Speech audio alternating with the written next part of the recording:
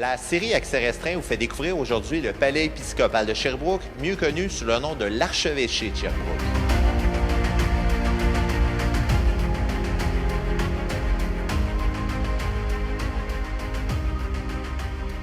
Principalement ici, c'est la résidence de l'archevêque.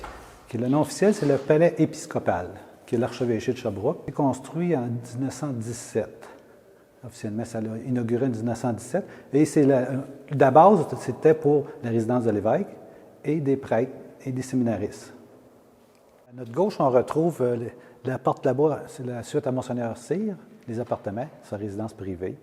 Et on retrouve aussi sur les murs tous les cadres des évêques, des archevêques qui ont passé ici au diocèse de Sherbrooke. Okay. On a tout pris. La première cathédrale Saint-Michel a été démolie aussi en même temps, je pense un peu avant, et après ça, c'est l'évêché. Toute la brique de la cathédrale se retrouve dans les murs ici. Le salon, on appelle le salon rose parce qu'il y a une ligne rose, mais les conférences. Okay. Tout le gratin là, de politique de la ville, qui ont une conférence, ils viennent ici avec Monseigneur. Okay. Ici, nous avons la chapelle privée de l'évêque. Chapelle avec des fresques au mur, une peinture faite par Osias le Duc.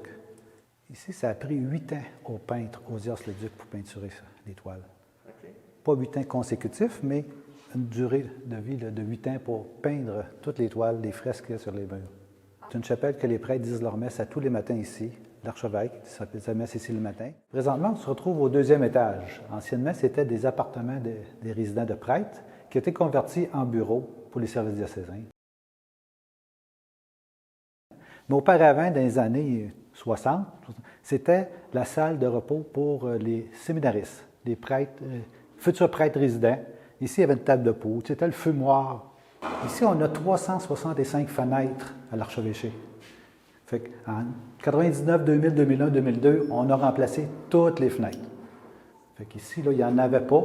Fait qu'on a décidé d'en installer pour pouvoir utiliser cette pièce-là au moins 3 saisons.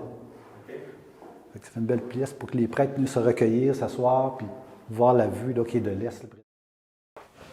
On est présentement au grenier de l'archevêché. Les remises qu'on appelle, les rangements de meubles, des résidents ou de ce qui appartient tout à l'archevêché. Comme vous pouvez le voir, il y a toutes sortes de meubles dans le corridor et dans les rangements. Puis là, il n'y a rien, c'est le toit complètement, le toit plat. Okay. Puis, comme vous pouvez le constater, c'est du béton armé. Fait que s'il arriverait quelque chose à un feu, c'est juste le bois qui brûlerait, les murs vont rester debout, tout va rester debout, il n'y a rien qui va s'écrouler ici, comme les autres. Puis on a le lit mortuaire de Monseigneur Racine, disposé en chapelle ardente. Monseigneur Fortier il aimait beaucoup les antiquités. Alors Monseigneur Fortier il courait beaucoup des antiquaires pour acheter des meubles, pour meubler l'archevêché.